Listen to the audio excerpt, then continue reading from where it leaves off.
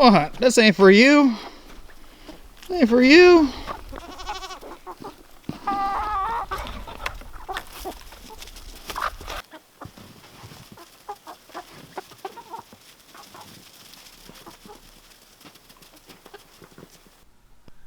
Hi, I'm Chad, and you're watching 9 to 5 to Life Off Grid.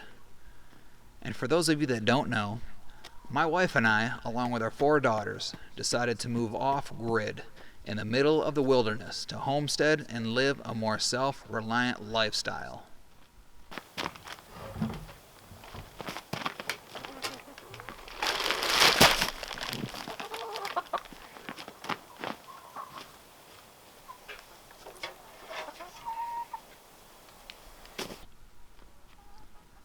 There's nothing like having your first set of livestock on your new off-grid homestead.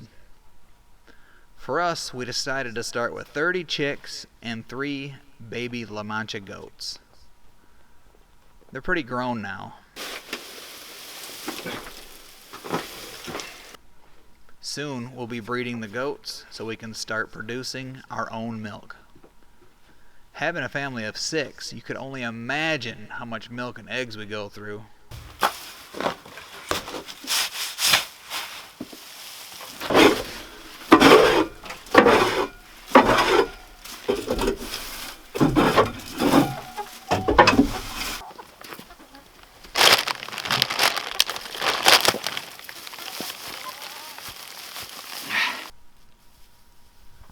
Let's face it, the food industry is not getting any better. It's time to take control and grow our own food and raise our own livestock.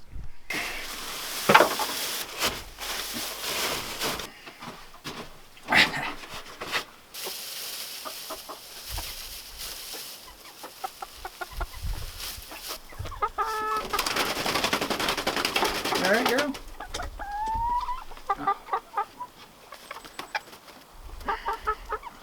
This is my baby girl right here. They say the kids named her Isaiah, says it's a boy, but yeah. She was trampled when she was a baby and didn't think she was going to survive. So I brought her in and warmed her up, cleaned her up with a rag. She's been good ever since. She doesn't really grow much though. Here, just look at that. Yeah. So is this a boy or a girl? Don't know. There's quite a bit of work involved in this type of lifestyle. But quite honestly, there's quite a bit of work in any type of lifestyle. This one just feels more right for us.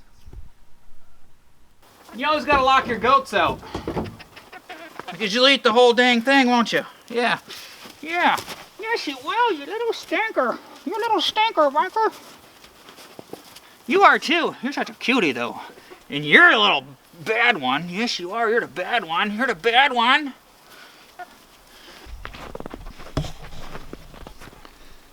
There's that best one right there, huh, Elsa? If you walk over here to our creek, we always make sure the ice is broke out of it.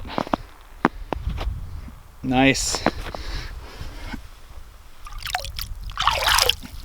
So even in the summer, you know, we could put out fresh water in water containers for the goats, but they come over here and they drink out of this creek and don't touch the water in the buckets. I don't know why.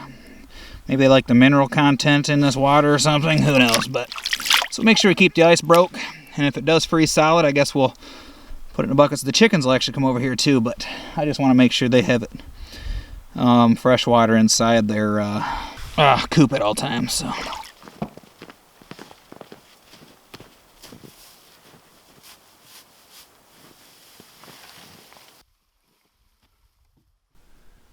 It's so quiet out here.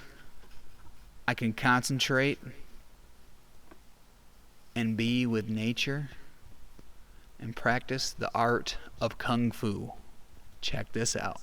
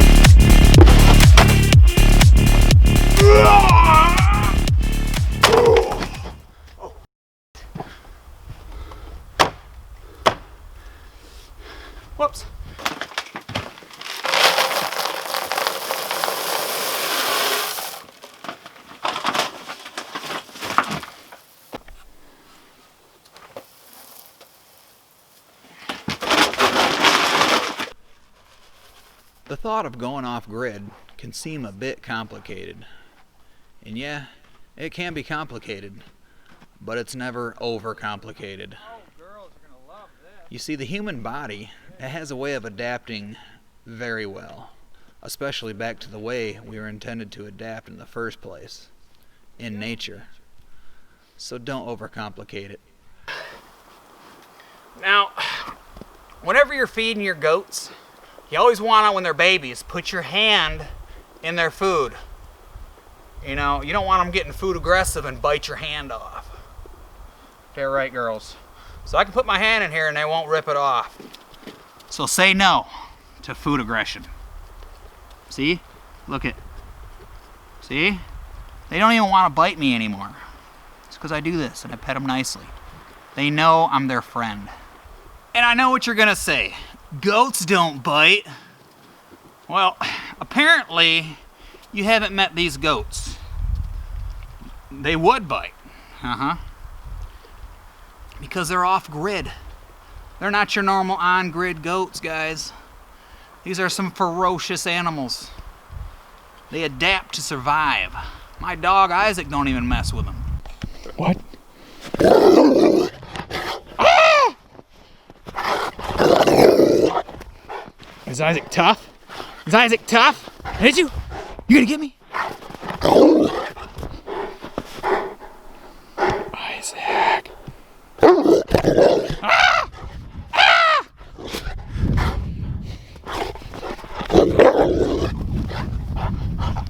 He's just a ferocious beast.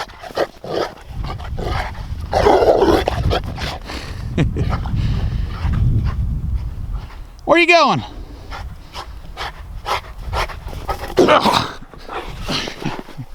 You knocked me over, you knothead. You're so tough. You're so tough. Look at the tuffiness.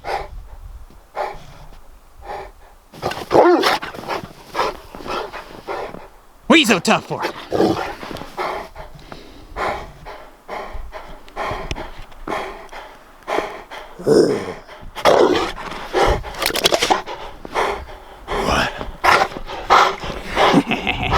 You're such a good boy. You're such a good boy.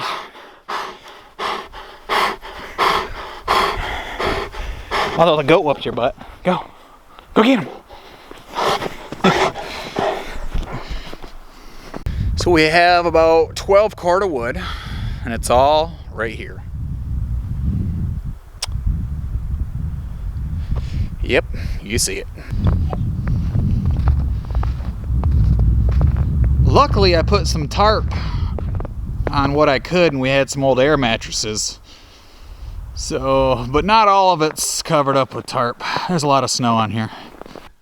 There's a lot you learn living off-grid. Like making sure your firewood is stacked and covered properly before snow hits. Definitely a great lesson to learn. Oh, and I learned it, that's for sure. I won't make that mistake next season. My excuse was I didn't have enough time, which I don't think I did. But honestly, you can always make time for what's important. Now it takes me quite a bit of time to get the wood dried off enough to be able to burn it.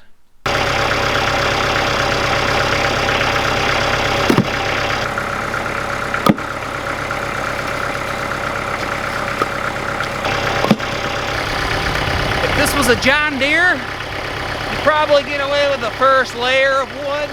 But if it was a John Deere, I definitely wouldn't stack it up this high because it would not handle it. Stupid Kubota.